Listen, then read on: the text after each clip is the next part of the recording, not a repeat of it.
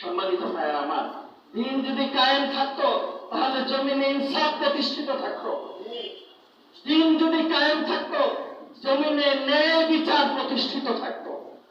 দিন যদি কায়েম হতো তাহলে জমিনে সকল মাখলুকাত তার অধিকার পূর্ণাঙ্গ ভাবে হলো পেত। সম্মানিত ভাইয়েরা আমার, আজকে মানুষ অধিকার হারা হচ্ছে।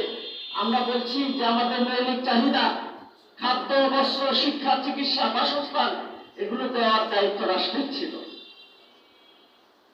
কার ছিল? রাষ্ট্রের ছিল। খলিফা ওমর মনে নাই?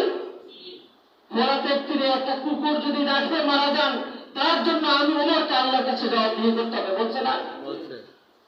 গভীর রাতে যখন দেখলেন যে একটা বাসায় খাবার নেই, রাজকোষাগারে এসে খাবার পিঠে করে নিয়ে তারপরে দৌড়িয়ে চলে গেলেন। অন্যান্য সাহাবা আজমাইন বললেন, আমিরুল মুমিনিন আমার কাছে দেন, আমরা নিয়ে যাই। খলিফা বললেন, না, এটা আমার বোঝা, আমাকে বইতে দাও। সম্মানিত ভাইয়েরা আমার, ইসলাম যদি সমাজে কায়েম হয় তাহলে এইরকম ন্যায় বিচার, সমতা, ইনসাফ এবং অধিকার সকল মানুষের মধ্যে প্রতিষ্ঠিত হবে ইনশাআল্লাহ।